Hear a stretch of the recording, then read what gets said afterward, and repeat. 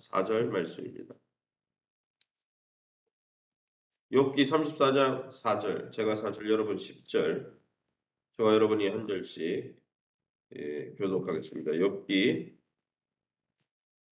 34장 4절입니다. 우리가 정의를 가려내고 무엇이 선한가 우리끼리 알아보자. 10절, 그러므로 너희 총명한 자들아 내 말을 들으라. 하나님은 악을 행하지 아니하시며 전능자는 결코 불의를 행하지 아니하시고. 17절입니다. 정의를 미워하시는 이시라면 어찌 그대를 다스리시겠느냐. 의롭고 전능하신 이를 그대가 정죄하겠느냐. 21절, 그는 사람의 길을 주목하시며 사람의 모든 걸음을 감찰하시다니. 22절 같이 있습니다. 행악자는 숨을 만한 흑암이라 사망의 그늘이 없느니라. 아멘. 예, 오늘은 욥기 34장 1절에서 30절 말씀 가지고 결단코 악을 행치 않으시는 분이라는 제목으로 말씀 함께 나누기 바랍니다.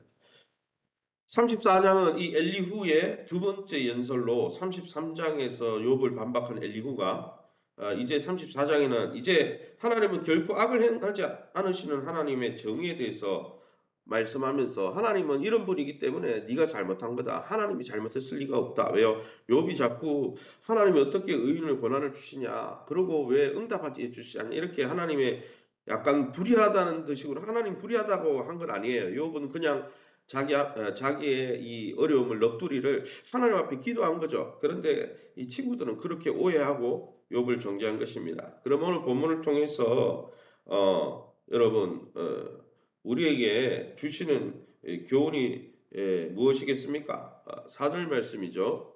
우리가 정의를 가려내고 우리가 무엇이 선한가 우리끼리 알아보자. 여기 보니까 4절 말씀에는 이 엘리후가 지혜 있는 자들, 아마도 욥의 세 친구들을 이야기하는 거죠. 욥의 세 친구들에게 욥이 앞에서 한 말이 정말 옳고 그른지 따져보자. 우리끼리 정의가 무엇인지, 진짜 욥의 말이 맞는지 따져보자. 시비 걸겠다는 거죠. 그러고는 욥이 한 말을 인용합니다. 5절, 6절, 9절에 욥이 한 말을 다 인용하면서 욥이 범죄한 것을 본 적도 없으면서 욥이 죄를 범한 거 자기들이 직접 본 것도 아니에요. 그러면서 욥을 악인이라고 비난하는 거죠. 7절, 8절, 9절에 욥은 악인이다 이야기하고 있습니다. 욥에 왜 그런 이야기를 합니까? 욥이 고난당하고 있으니까. 이 사람들의 틀에는 고난은 무조건 악인이 당하는 거니까. 사실 그런 건 아니죠. 성경에도 의인도 고난 받는다고 시편 73편에 나오잖아요. 그것뿐 아니라 다른 성경에도 많이 나옵니다. 그래서 의인들이 왜 하나님 이렇게 하십니까? 이런 어찌하여 우리에게 시험하시느냐 이렇게 물은 거죠. 욥의 고난이 그러기에 분명히 그의 죄악을 증명하는 것도 아닌데 그냥 자기 생각에 갇혀서 욥은 오히려 자신의 고난의 책임을 하나님께 떠넘긴다. 자기가 자기 죄 때문에 욥이 고난당하면서 고난의 책임을 하나님께 떠넘긴다. 이렇게 하면서 욥을 비난하는 거죠. 사랑하는 성도 여러분, 혹시 우리는 하나님이 의롭다고 변호하기 위해서 다른 사람의 아픔을 깊이 공감하지 못한 채 그 사람의 처지를 너무 쉽게 비난하고 비판하지 않습니까? 의외로 우리 기독교인들이 다른 사람에 대해서 사랑하고 존중해 줘야 되는데 의외로 하나님 이야기하면서 다른 사람 비판하는 게 너무 쉽게 하는 거예요. 판단하는 거. 예수님도 그러셨죠. 유대인들에게 뭐라고요? 쉽게 다른 사람을 비판하거나 판단하지 말라. 그렇게 하셨어요. 우리 안에 죄성이 있는데 나는 의롭고 다른 사람은 악하다. 이렇게 내로는 안 부리죠. 그런 이상한 죄성이 있다는 거죠. 그러기에 그런 우리 자신을 날마다 십자가에 못 박고 주님이 우리를 받으셨다면 그것을 정말 믿는다면 우리도 다른 사람을 받아줄 수 있는 저와 여러분 될 수 있기를 예수님 이름으로 축원합니다. 그럼 오늘 본문을 통해서 성경에 나타난 하나님은 어떤 분입니까? 욥에 대한 비난의 근거로서 이 엘리후가 하나님의 의로운 성품에 의지해서 하나님은 이런 분이니까 네가 잘못했다 이렇게 이야기하거든요. 물론 그 비난은 잘못이지만 욥을 비난하는 태도는 잘못이지만 엘리후의 말에는 하나님의 그 성품이 나오고 있죠. 10절입니다. 그러므로 너희 총명한 자들아 내 말을 들으라. 하나님은 악을 행하지 아니하시면 전능자는 결코 불의를 행하지 아니하신다. 이 말은 틀린 말이 아니죠. 맞는 말이죠. 그러나 욥에게 적용할 건 아니죠. 첫째 엘리후에 의하면 하나님은 결단코 불의를 행하지 않는 분이라고 못 받고 있습니다. 욥의 이 말을 한 이유는 뭡니까? 이 말을 한 이유는 그런 하나님을 내가 믿겠다. 그런 전능하신 하나님을 의지하겠다. 이 말이 아니에요. 이 말을 이런 신학적인 고백을 하고 이런 신앙의 고백을 하면서 이런 고백을 뭐 어디에 사용하는 겁니까? 욥의 고난. 그러니까 하나님은 결코 불의를 행하지 않으시니까 너의 당하는 고난도 불의는 아니야. 정당한 거야. 왜? 너가 하나님이 불의해서가 아니라 너가 잘못했기 때문에 하나님 고난 주는 거 아니냐. 이렇게 이야기하는 거죠. 사실은 적용은 잘못된 거죠. 예, 원리는 맞는데 적용이 잘못된 거죠. 17절 말씀에 계속 정의를 미워하시는 이시라면 어찌 그들을 다스리시겠느냐. 의롭고 전능하신 이를 그대가 정죄하느냐. 무슨 말입니까?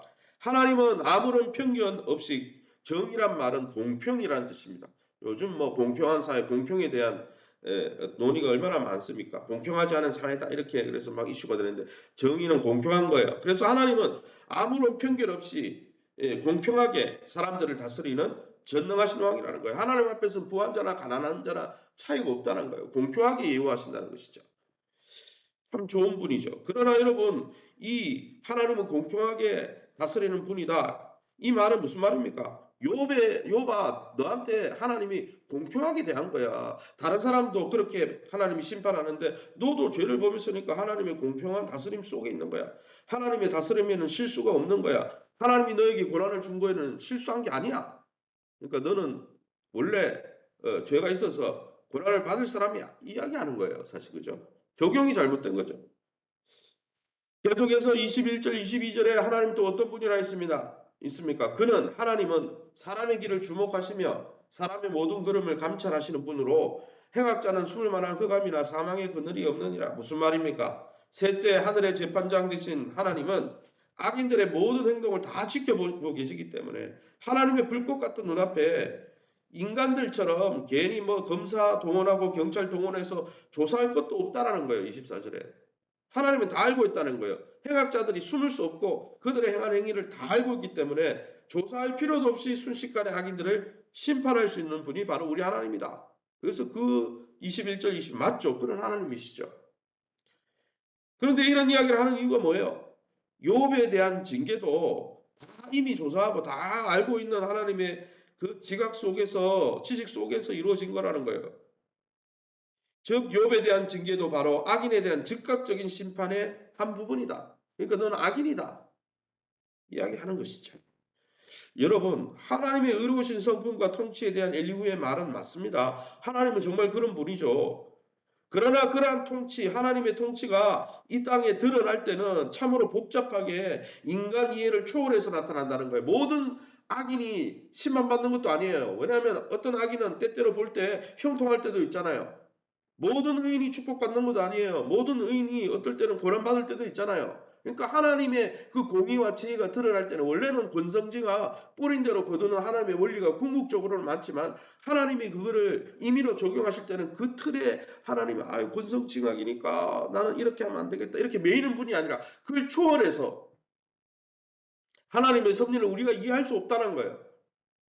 그래서 우리가 조금 깨달은 신적인 지식과 영적인 지식으로 너는 이렇고 그래서 너는 천국에 못 가고 너는 이렇고 그래서 너는 죄인이고 이렇게 말하는 것 자체가 우스운 이야기라는 거예요. 하나님 앞에 서봐야 한다는 거죠.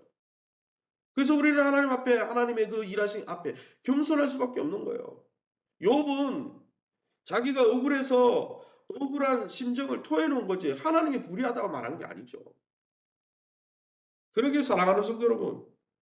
하나님의 통치가 이렇게 우리 인간 이해를 초월해서 여러 가지 방법으로 나타나니 인간이 당하는 모든 고난이 악인에 대한 심판이다.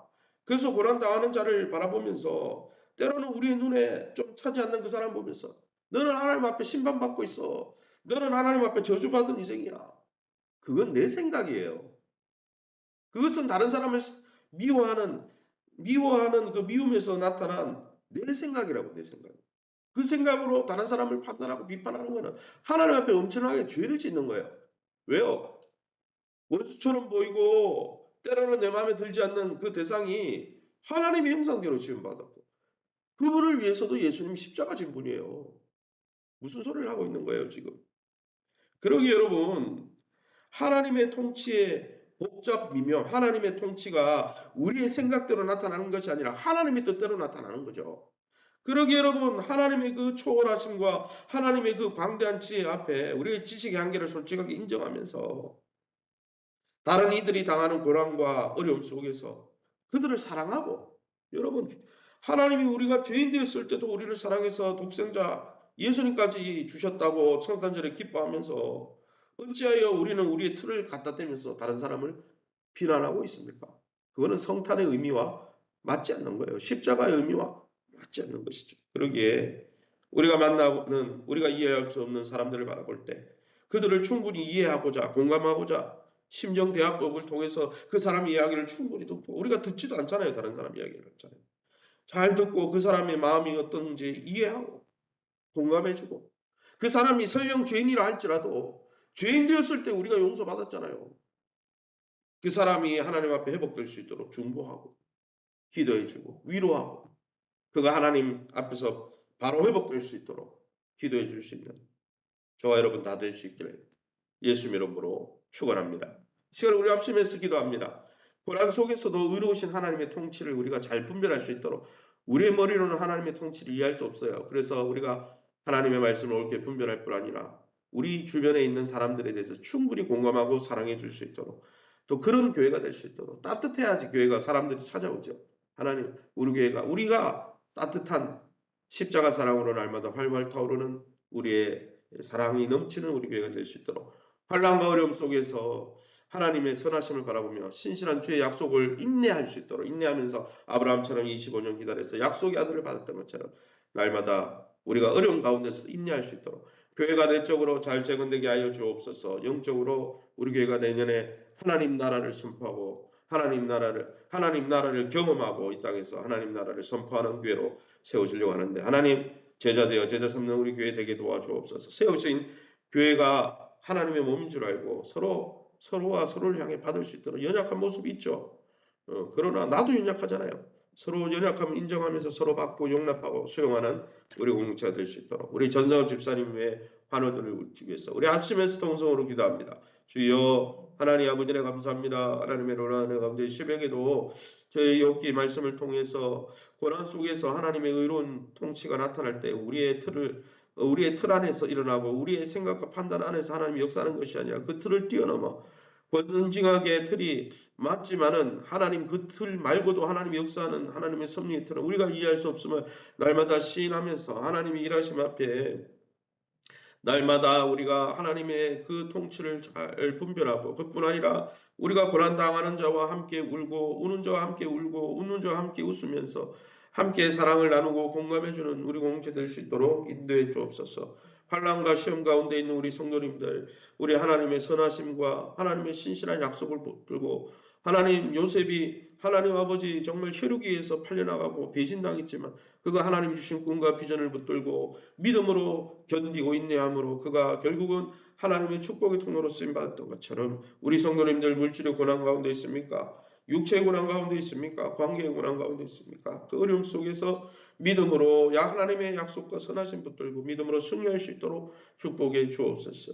하나님 교회가 내적으로 2024년 하나님 나라를 하나님 경험하고 누리고 또 이 땅에서 누릴 뿐 아니라 그 하나님의 나라를 선포하는 공체로 온전히 세워지게 도와주시옵소서. 특별히 세우신 교회가 하나님 교회 안에서 좋은 관계를 맺게 도와시되 아버지 서로가 서로를 받게 도와주시고 주님이 우리를 받으셨으니 우리도 서로를 받을 수 있도록 축복해 주시고 교회가 하나 되어서 그리스도를 머리로 성장하고 함께 자라갈 수 있도록 축복해 주옵소서. 우리 전선 집사님 긍휼히 여겨 주시고 또 하나님 몸이 많이 약해진 가운데 있습니다. 하나님 긍휼을 베풀어 주시고 하나님 그 마음에 평강을 주시고 날마다 입술로 주님 욥처럼 고난 당할 때 주님 생각하게 도와주시고 그리스도 예수님처럼 주님 바라보면서 믿음으로 승리할 수 있도록 하나님 긍휼히 여겨 주시고 그 가정을 위로하여 주시옵소서.